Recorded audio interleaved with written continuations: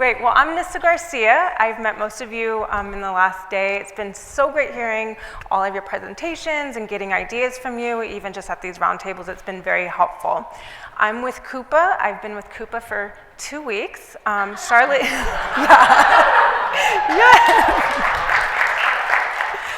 And Charlotte Lilly from Coupa was actually supposed to speak here, so if you're expecting her, she said to tell you all hello, but she couldn't make it last minute, so I am filling in for her.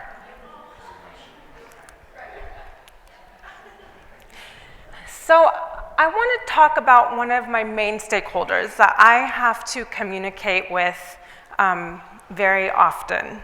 She's demanding, she throws really good temper tantrums, she usually gets what she wants, and you're probably thinking, who do you work for, or who do you work with? It's my daughter. She's 3 years old. She's really a lot of fun. She's really smart. It's really great being her mom. But I'm constantly having to find creative ways to get her buy-in. And if you're a parent, you know exactly what this is like. I'm going to be talking about stakeholders that I need to get buy-in for the reference program. No correlation with temper tantrums or anything, but sales reps and CSMs, our customer success managers.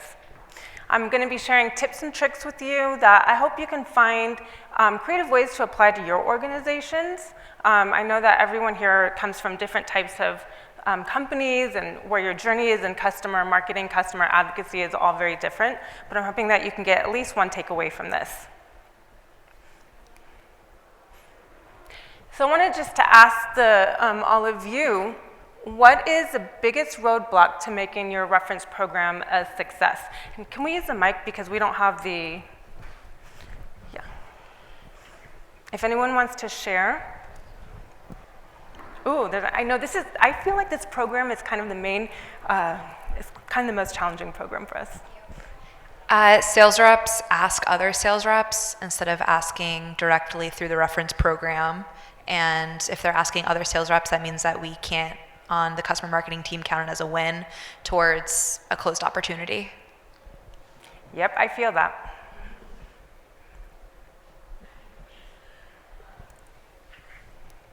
I would say the same thing. Like, I think people going rogue, and then honestly, it's I've had the most difficulty with like technologies for this. I feel like whether it's dirty data, which we've heard a lot about, that's like, you know, in like making it hard to integrate a new system into the overall tech stack, or you have an existing system that you're trying to use as a band-aid for the larger problem. It's just getting people to use that technology, it not functioning correctly, or there's just like endless problems often with this kind of program. So Yep, I understand that too.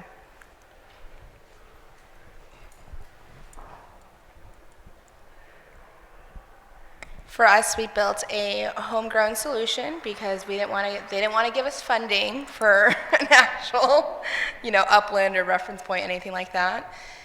Did enablement, I'm so excited, got everyone's stuff in. Nobody wants to use it because they don't want to do any extra steps. Sales, CSMs, honestly, anyone and everyone, but everyone is, like she said, constantly asking us for it. They'll rather send me a Slack when I'm like, hey, use the RMS. It's in there, I promise. So that's the biggest thing, is just actually using what we built. And so right now, what I'm struggling with is I want to get these actual systems like Upland, Reference Point, whatever it may be, but I can't prove the value because no one is actually using it. Mm-hmm. Yes. I'm constantly living all these problems as well, so I don't have all the exact answers. But there are things that we can do to make it better and constantly relearn and improve our process. So I'm going to talk about why do we need to sell our program to our sales reps? Okay, they clearly work really, really fast. They want things like 2 days ago, right? So you all know how it is to work with sales. And when they do this, it can cause a lot more stress on the customer marketing team, on the marketing organization. you know, you may have the tools, and they just may, like you said, they may not want to use it, or they don't even know you have the tool, even though you've launched it multiple times, or they just don't want to use it. They want to go to their peers instead. So customer marketing, we can get distracted with all of these requests, and it's like, okay, how do we streamline this to make it more productive for sales and marketing and all the stakeholders? And you know, how do we bring them into this reference process, and how do we prove to them that this is going to help them move their deals along the pipeline a lot quicker? So here are some tips and tricks. So I'm going to talk about things specific to the reference program, but it's hard to talk about just the reference program without also talking about the advocacy program as a whole. It's very tied together, so it's all a little mixed in. So one of the things I've done is I use our top sales reps to help sell this internally. So at Sales Kickoff, we had him do a video about why he should buy, all the other sales reps should use this process. Chris always sells, he always makes his quota, he always goes to President's Club. All the sales reps want to be like Chris. So if this is working for Chris, then it's gonna, you know, it should work for them. We're gonna be rolling out a competition, hopefully soon, with our RVP sales teams. So we're gonna do this by the actual sales teams. And we're gonna have it to where we're gonna be measuring how many sales reps are inputting the requests in the tool, and there'll be dashboards where they can see the other reps on their team, are you using this tool? Because we want our full team to win. Why aren't you using it? Don't come to me outside of the process, go to the process. We need to win. You know how sales reps, they're always competitive, so make it fun for them, drive that competition that they have. Anytime we have win announcements, any chance that we have to name drop the reference process and win announcements, we do that. This rep, they closed this deal. There were all these things that helped close the deal, but the reference process, you know, is part of that. And this is what the customer talked about. We partner with our sales throughout the quarter to strategize, like for some of the main deals that they're trying to close that, you know, has executive eyes on them. Okay, you have this big deal that's supposed to close in a couple months. How can we plan ahead with a customer reference? What exactly are you looking for? Let's make sure that we have the right one at the right time, because we don't want to use that customer for something not as impactful, like an online review, or maybe for even a smaller deal. We're going to save this customer for you for this big deal. So obviously you can't do that for all the sales reps. You can't do that for all the segments, but for the biggest ones, that's what we've done, and we found that to be pretty successful. We've done one-to-many sales reference calls, so we actually had an external vendor host this call with this one customer and about 5 to 8 prospects coming from a few different companies.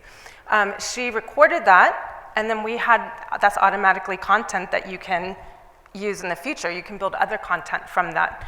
But the prospects found that very insightful, because they could hear what other companies in our industry, or just other companies, what the types of questions they were asking at this stage of their process, their buying process. We had talked about yesterday when to use customers for advocacy. So I'm gonna kind of throw a different idea of, we should probably wait until they're fully implemented and getting clear ROI before we put them in front of a prospect. And I'll give you a little bit of background of why we tried something a little bit different. So at my previous company at Pros, so I actually worked with Patrick here. I was there for 15 years, and it's a B2B SaaS pricing solution. Well, companies don't really want to talk about us publicly because they don't want their investors to know, they don't want their analysts to know, they don't want their competitors and their customers to know, because, you know, people could have the perception that it's price gouging. It's not. But they don't want to put that perception out there. So the companies that did want to talk about us publicly, that legally could talk about us publicly, it was a smaller pool. So we had to find really creative ways of how to get them to share that they were a partner. And so sometimes we would use new customers. And we use them because they just bought our solution. Okay, the world is different. The world is changing constantly from an economic standpoint. So don't wait another day to buy our solution. You should buy it now. This is why we bought it now. So that was very powerful compared to someone who had bought the solution, say 5-7 years ago. The world was a different place then. Let's not wait any longer. So we found those conversations to be very powerful for the prospects. And then this is a more tactical idea that I wanted to share is a pre-work form that we had our sales reps send to the prospect to really understand, sometimes the prospects will say, yes, I'm ready to talk to one of your customers. And you get the customer lined up, everyone's ready, and then, the prospect changes their mind. We're really not as far along in the buying journey as we thought we were. And then you've already gone through that problem of talking to the customer, getting them set up for that call that just didn't happen. And we always want to focus on our customers, making sure that every touch point is a positive experience. So we want to avoid those times happening. And sometimes they do, and it's out of our control, but let's have a little bit more control over it. So what we did, we hadn't automated this yet. We are in the process, or Patrick's in the process of doing it, where we had the sales rep send this form to the prospect. The prospect would fill it out if they were serious about moving forward with the reference call, and then the rep would review it with their RVP, and they would analyze it and decide whether they wanted to move forward with it or not.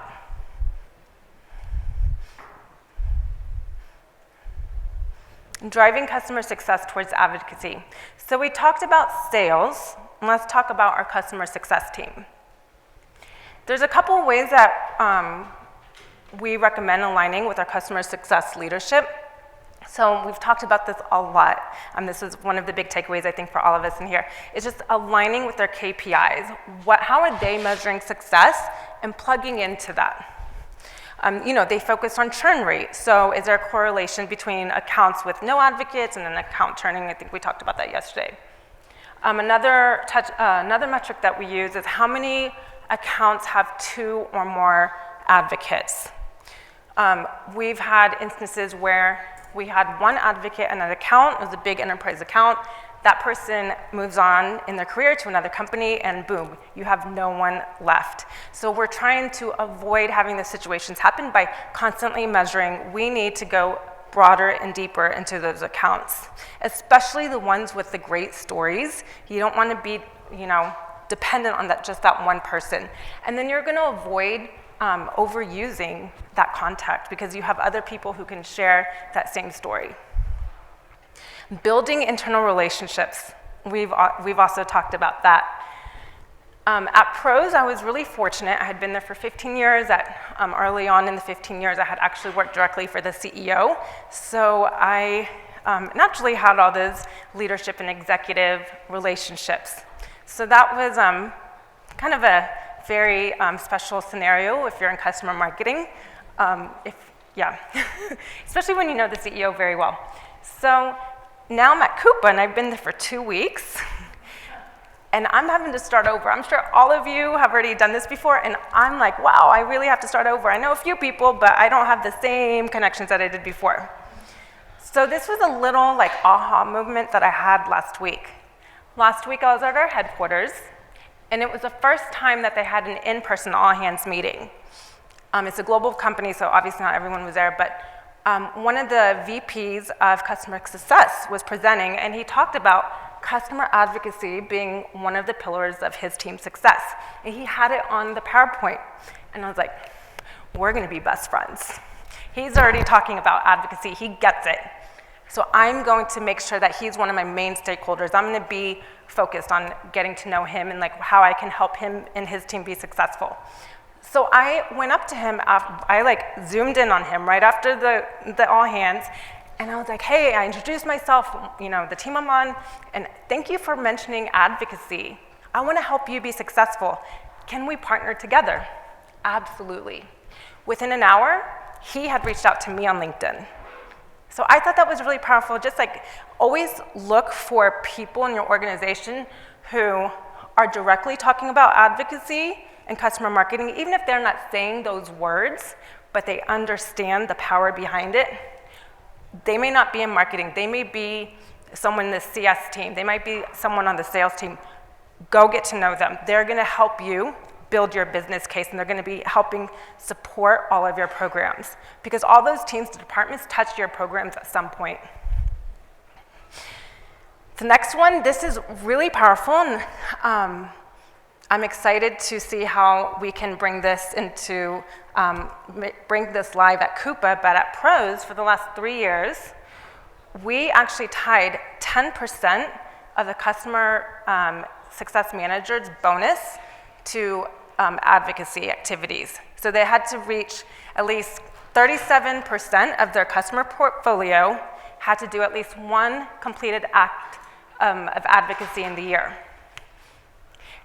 And they had a dashboard, they could look at where they stood, because they wanted to reach their whole bonus in December.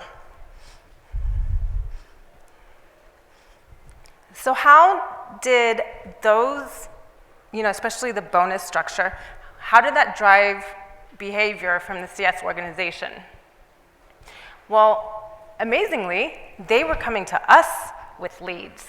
We weren't having to go to them and dig around and ask for like, hey, do you have a customer with a great customer story?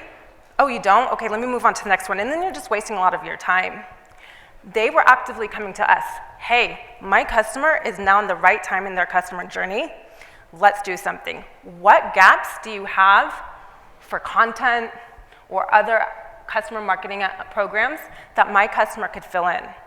Okay, well, let's get to know your customer. Do they want to be in the public speaker? Do they just want to do sales references? They don't want to be on the limelight. Let's find a way to use them. And then it had the CSMs view the customer journey a lot more holistically. So everyone in this room, we see it, we understand all the different pieces that come into play and how powerful it is. They also did. And so that was exciting because we truly built a partnership. All my global CSMs, we were truly partners. I talked to them more than I did my marketing department on a day-to-day basis.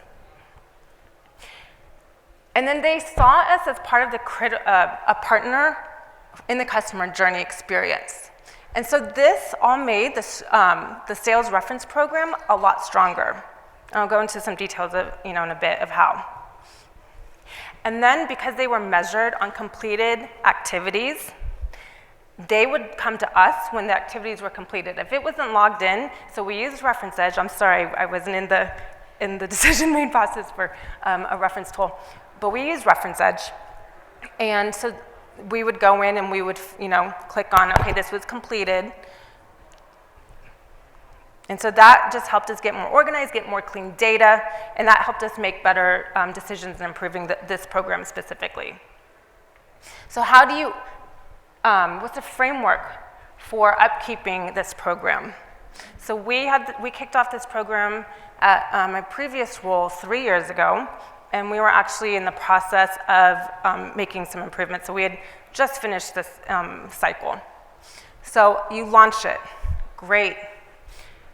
You have everyone use it for a while. You pull up metrics, who's using it, who's not, how can we make improvements? And then the feedback stage. How do you get feedback? You can send a survey to all of sales. That's one way. But then we had a Tiger team. We had an RVP. So my loudest RVP, I'm like, okay, if you have all this feedback, if it's not working for you, you're my stakeholder. I want you on my team, because then we're going to figure it out. Because if I can get you on board, then you're going to help me get all the other leaders and sales reps on board. I had a CSM, and then I had one of the CSM managers as well on the team, and then obviously our team and the vendor. So together we worked through this, and it was interesting because the RVP said that his team wasn't getting responses, approvals, or declines quick enough from the CSMs. But the CSM was saying, it's not that we don't want you to be successful or that we don't want to help you. we have so many customers worrying about. We're working on support tickets, we're working on strategy, we're working on expansion. So we can't necessarily get to your request as quick as you want. I'm sorry. And in the tool, we had originally set it up to where the CSMs had 2 weeks to respond because they had told us when we were initially launching this that they needed that much time to go to the customer, get a response, and they needed 2 weeks. Well, sales was saying it wasn't working for them. So then what we did was we collectively came up with this idea. We would give the CSMs 24 hours to respond. And if there was no response, it would be escalated to their manager. Well, the CSMs, because we had that strong partnership with them, they knew that that escalation wasn't meant to get them in trouble. We're a team, we're selling as a team. So CSM, you're focused on all these other accounts. Let's have your manager be able to jump in and help get that answer a lot quicker. And so the RVP and sales, they're really happy. We'll see metrics-wise in a little bit if it's really as powerful as we think it is, but I think it's gonna work. So we talked a lot about metrics of success in the last day. All of Kevin's slides were really, really powerful. Here are a few others, but I think that what he presented and what others have presented, you can kind of look at all of them and figure out what would be the most powerful and most beneficial to your department. So we looked at how many RVP teams had submitted requests in the tool. This could be telling because were some of the teams just not trained up? Were they not bought into the process? Were they working differently, and we needed to understand how that specific team, that industry was working?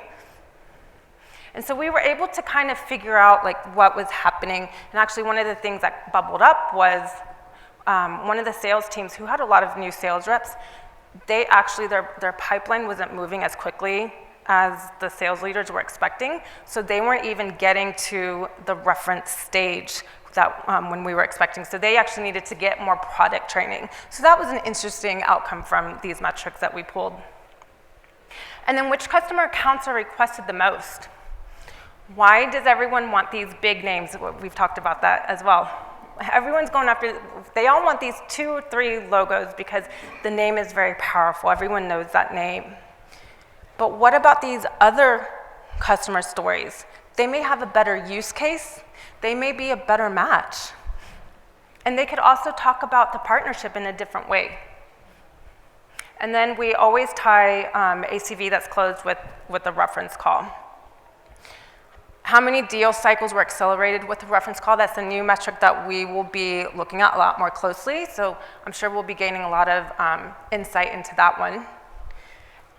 And then how many customers declined to give a reference and why? So at PROS, we had to do a weekly executive report, and we had to include the customers that declined, whether it was for a sales reference call or another advocacy activity. Hey, we thought, leadership, we thought this customer was really happy. Why did they decline? And so then they can go dig into that and they can figure it out. And then what percentage of the customer portfolio has 2 or more advocates that have completed an active advocacy? That's always top of mind for us. And then how many CSMs are on target to reach their full bonus at the end of the year? Just a tip, because I've done this for a couple of years now. Keep looking at that dashboard every quarter, because you're going to come December 15th where you think you're going on PTO, and the CSMs are coming to you and they're like, I need to reach my bonus. I need to find advocacy opportunities for these 3 customers. What can we do? And it's kind of a scramble. So stay on top of that. And just closing back on my daughter, I always go back to just daily life examples because I think that translates to just human nature in our work days. It's constantly repeating. Even when you think that they got it, they may not have got it. And maybe you have to teach them in a different way. Why don't you understand? Why didn't you get it the first time? And so that's how it can sometimes feel with the reference program. But if you keep repeating yourself enough and showing them in different ways, improving the value of why they should buy into the process and actually do it, then you're going to have a lot more success. So I wanted to, and I think we have the mic. I don't know if we have the, yeah. the code, the QR code, but I wanted to know, how did you make your reference program a success? What are some tips that you could share with us, as well as if you have any questions for me specifically? So everybody, to fill out the poll, you just open up the Slido, and at the top you can see a Q&A tab and a polls tab. So you can send questions through the Q&A tab, and then you can answer this question through the polls tab.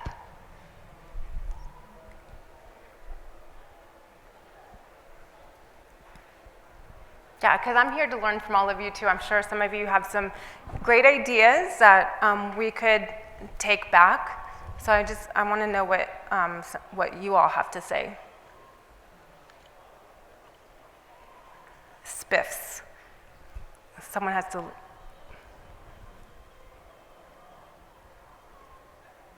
Okay, so meet individually with the CS team. Accountability from the top, yep. And that was the great thing about having the bonus structure, at least for the CSMs, because that entire organization was bought into customer marketing from the top down. Actively listening.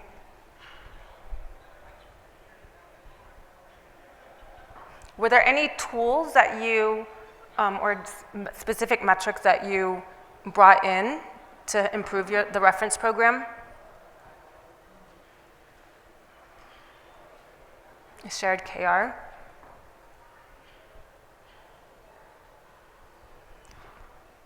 Do y'all have any questions for me? Oh yes, they do. We had a lot of questions submitted for you, Nissa. Okay, so what tool do you use to manage your reference programs? Reference Edge. Reference Edge. Yep, so we've used that at Pros and we're using that at Coupa right now. Ooh, and does that integrate with Salesforce, I think you said? Yes. Okay, cool. Salesforce native app, awesome. Okay, the next one was around tools again. I would just say, besides Reference Edge, are there any other tools that you think are essential to run a great reference program? Say that one more time. Besides Reference Edge, if you're recommending somebody build out their reference tool tech stack, are there any other essential tools you would recommend? We didn't at Pros. I know at Coupa, I'm literally just getting into this there. They're using Marketo to measure a lot of things for the reference program as well. So I'm going to start digging into that. So next conference, I'll be able to talk about that more. Awesome. And then somebody asked, how are you measuring whether or not the deal was accelerated by a reference call? And that was upvoted. Yeah, so with, again, we're still figuring this out. We just had some meetings about this last week. But with the tools that we have and the way that we've built them, we should be able to measure if there's a correlation between a reference call happening and the pipeline accelerating quicker in days compared to the ones that don't use the process or have a reference call. Awesome. Do sales reps ask new customers to be in the reference program when they sign up and during the onboarding process instead of waiting when they're offboarded? Yes, it's really exciting because our sales reps, they also see the power of customer marketing.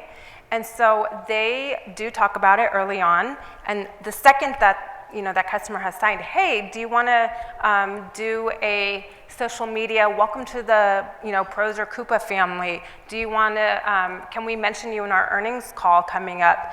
Do you want to talk about your buying experience with us to a prospect that's maybe 2 stages behind you? So yeah, so we do talk about it very early on.